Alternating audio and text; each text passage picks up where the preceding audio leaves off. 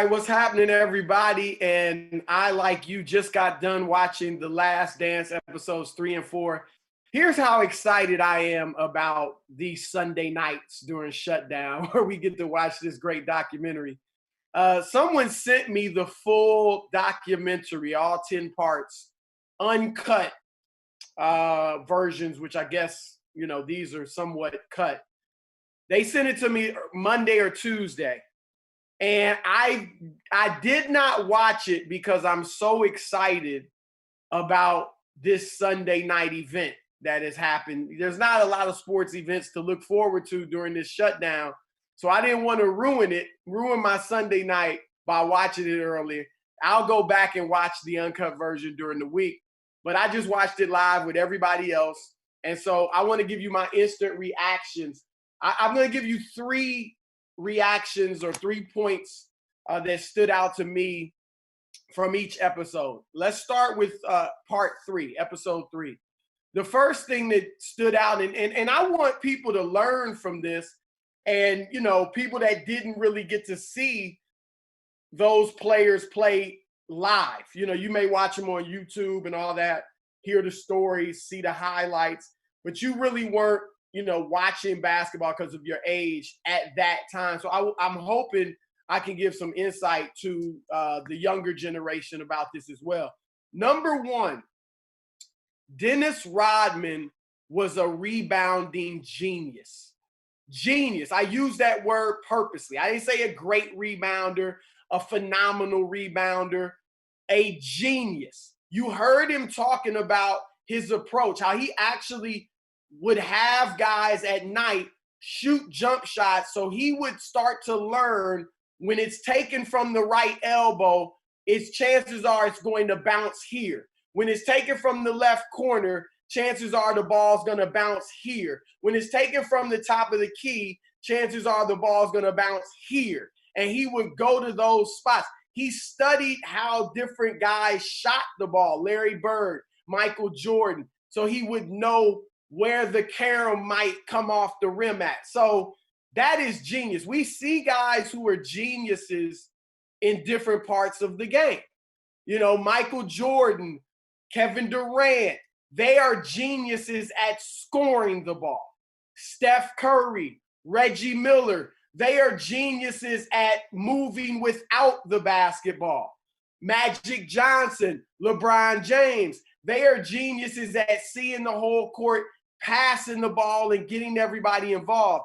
There are certain guys who are geniuses at certain aspects of this game, and Dennis Rodman was a rebounding genius, period. All right, second thing that I got from episode 3. Michael Jordan, while many of us, I think most of us view him as the GOAT, the greatest player to ever lace him up. What we also saw, and if you look at his career, you'll see it, he is also evidence that a one-man team or a team that revolves too much around one player, no matter how great that player is going to have trouble winning championships, winning at the highest level. And we saw it with Michael Jordan. Look, Doug Collins, who coached him for 3 seasons, said it. When I coached Michael Jordan, he was Defensive Player of the Year. He was MVP. He did this and won the All-Star MVP and all the accolades, the scoring championships. And yet they never won. Jordan, listen to these numbers he averaged with Doug Collins. First year with Collins, 37 points a game on 48% shooting, which is good. So he was efficient. Also gave you 5 assists. Second year, 35.6 assists a game on 54% shooting. Next year, 32.5 points, 8 assists, 8 rebounds a game on 54% shooting. Those were the 3 years under Doug Collins. Phenomenal numbers. Yet, because the team was so Jordan-centric, okay? When you average 32, 8, and 8, 32 and 8 assists, you are creating pretty much everything. And when no matter how good you are, it is going to be tough to be a team that has talent when you get to the finals, the conference finals, whatever it may be. I always point to Wilt Chamberlain, whose numbers are the best we've ever seen. When he was averaging 50 points, 44 points, 37 points, they weren't winning championships. He won 2 championships. His first year he won it, I think it was the 8th season of his career. He averaged 24 points a game, which was the lowest to that point in his career, okay? Then his second championship, he averaged 14 points a game. Now, he still had a lot left because he's shooting almost 60% from the floor, grabbing 19 rebounds a game, but he was not the focal, everything didn't revolve around him. He fit in with the team, and that's why he was able to win. And the same thing with Michael Jordan. When he bought into the triangle, the more team aspect with Phil Jackson, that's when he began winning. And we see it with LeBron. LeBron obviously is a very unselfish player, passing the ball, sharing the ball, getting everybody involved. But every place he's been, for the most part, a little different at times in Miami where he won the most, but everything's revolved around LeBron. And LeBron is the offense. I remember, in Cleveland, first of all, Miami second, second stop, back to Cleveland, now in LA, everything revolves around LeBron. He's either getting the hockey assist or the assist or scoring. And that's a tribute to his greatness individually, but it makes it tough to be the 5-man unit that's got talent. We saw it with Michael, we saw it with Wilt, and we see it with LeBron. So that's the second takeaway. The third takeaway is that, well, let me see if I want to make one more point. No, I'll back away from that. I'll make that later. The third point from episode 3. I really believe Michael Jordan, I've heard people say it, I've dismissed it, but I really do believe now, when looking at it, Michael Jordan would average 40 points a game in today's NBA.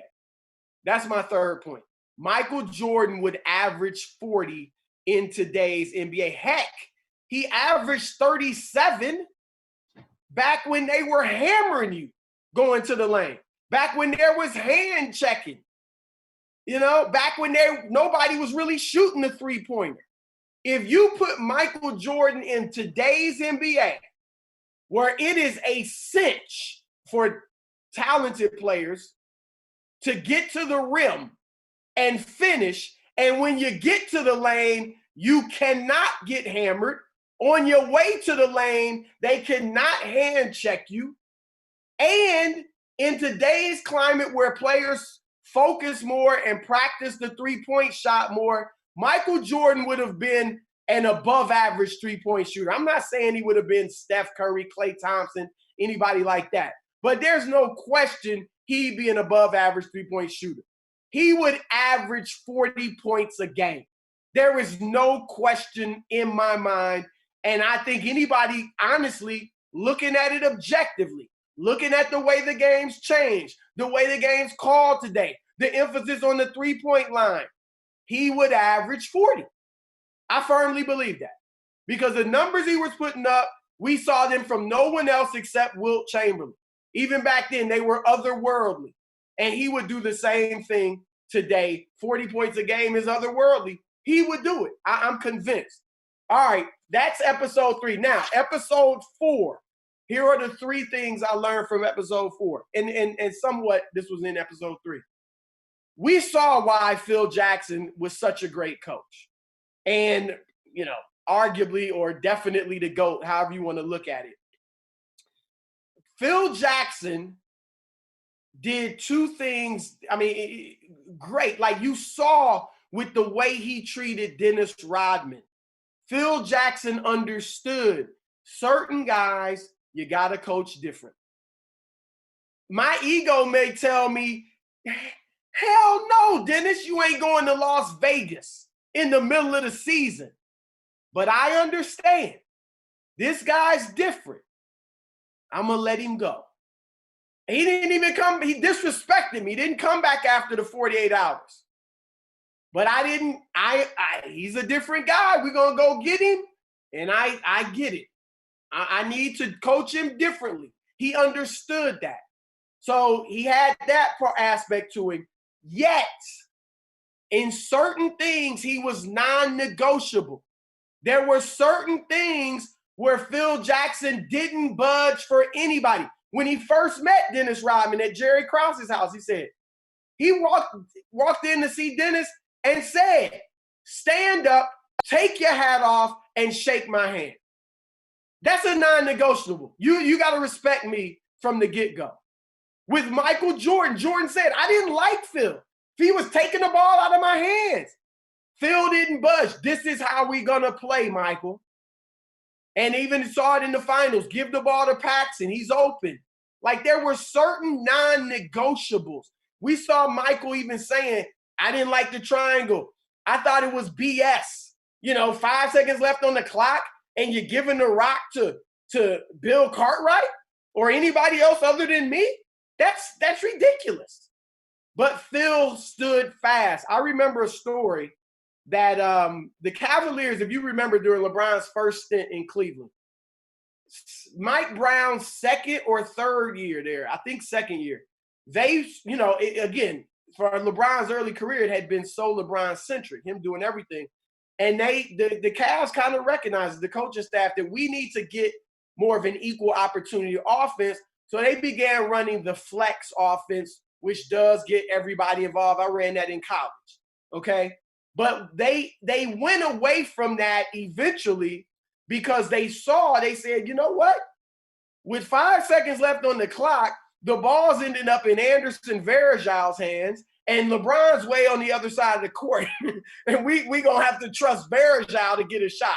Or Zydrunas, Ilgauskas, or someone else. They recognize, look, we got to get the ball to LeBron late, and so we can't run this offense. Maybe had they stood the course and suffered a little bit in the short term, maybe it would have panned out differently, or maybe not. But that is the first thing I saw.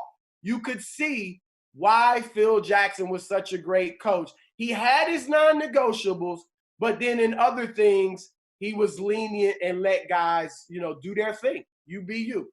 All right, the second thing I learned from episode 4, and I knew this, but I think this is for the millennials.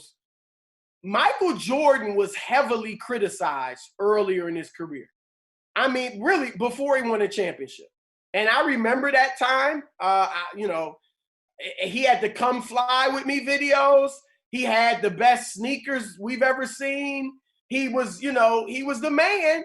He was winning every scoring title, putting up all these numbers, an MVP, all that, dunk contest, but never won the big one. And he was heavily criticized for it. So a lot of athletes today feel like they get criticized unfairly because they haven't won a championship. It happened to Michael Jordan. And if it happened to Michael Jordan, it's going to happen to you. It's actually a sign of your greatness when people push you to that next level.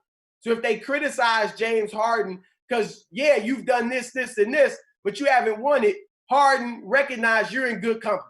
Michael Jordan felt that type of wrath as well. Another part of this, though, is that I've always said today's athletes are somewhat unfairly criticized. And not unfairly, but just it's the technology, with the debate shows on television every day, the debate radio shows every day, the social media. Like, there is so much more technology that they're scrutinized for everything. And we looked at Michael Jordan, Game 4 against the Cleveland Cavaliers. He missed a free throw at the end of Game 4, and they lost. Now, if he did that today, he would be getting shellacked, especially when he had never won a playoff series in his career. He would be getting demolished. Okay?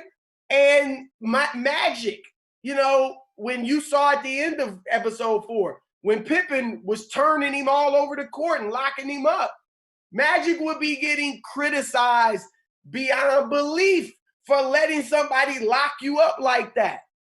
And so it's just, this exemplifies how everybody's had their moments. LeBron James is not the first super duper star to miss a free throw at the end of a game or whatever it may be.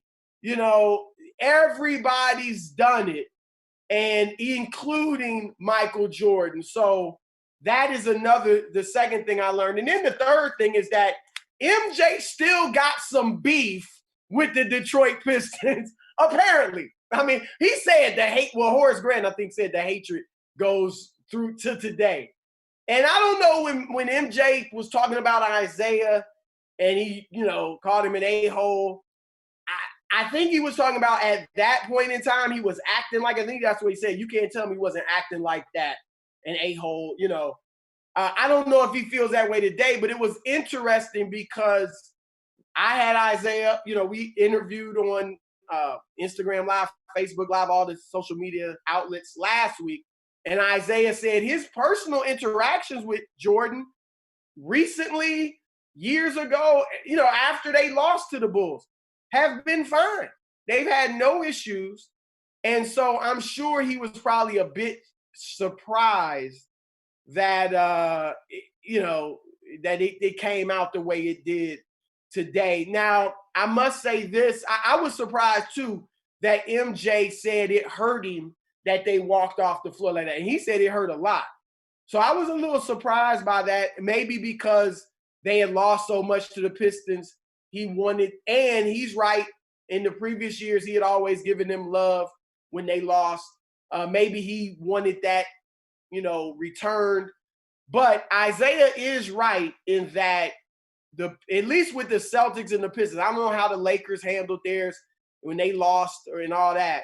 But the Celtics, when they beat the Pistons, they walked off before the game was over. Other than Kevin McHale, who was friends with Isaiah Thomas, Larry Bird, Parrish, the rest of them, they walked off early, just like the Pistons did. They just didn't walk right by their bench.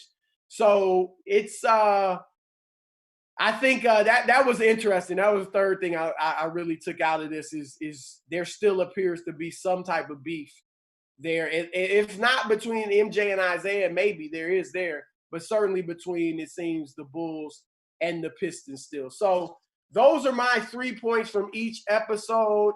And tomorrow I will be on First Things First, bright and early, 7:30 a.m. Eastern time. 4:30 Pacific for you early birds out there. But you can catch me on First Things First with Nick Wright and Jenna Wolf and the whole team tomorrow talking about The Last Dance. All right, hope you enjoyed it. Peace.